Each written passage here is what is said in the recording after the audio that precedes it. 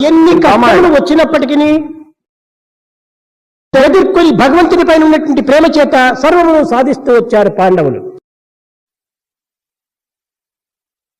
పాండవాగ్రజుడైనటువంటి ధర్మజుడు కృష్ణ చింతన తప్ప అన్య చింతన తనకి ఏమాత్రము లేదు కనుక ధర్మజుని అనన్య చింతతో ఆరాధించేటువంటి వాడని పేరు.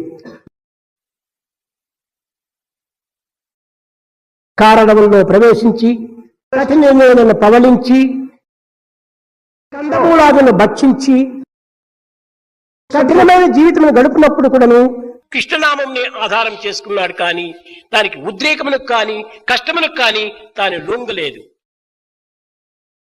తన కుమారుడైన ఉప పాండవులను అశ్వత్థామ గొంతులు కోసినప్పుడు కూడాను తాను చింతించలేదు, కృష్ణనామంనే చింతిస్తూ వచ్చాడు.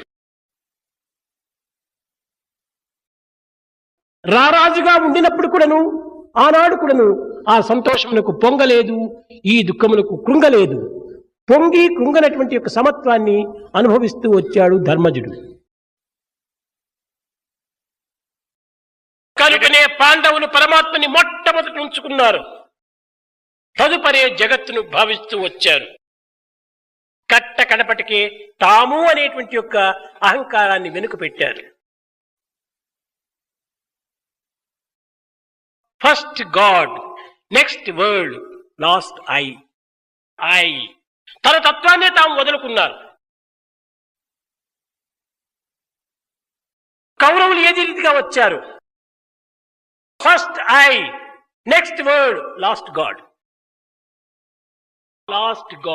కనుక వాళ్ళు అన్నింటి ఎందుకు కూడా లాస్ట్ అయిపోయారు. పాండవులు అన్నింటికి పరమాత్మని ముందు పెట్టుకొని తన జీవితమును ప్రారంభిస్తూ వచ్చారు. కనుక అన్నింటి యందు విజయాన్ని సాధిస్తూ వచ్చారు.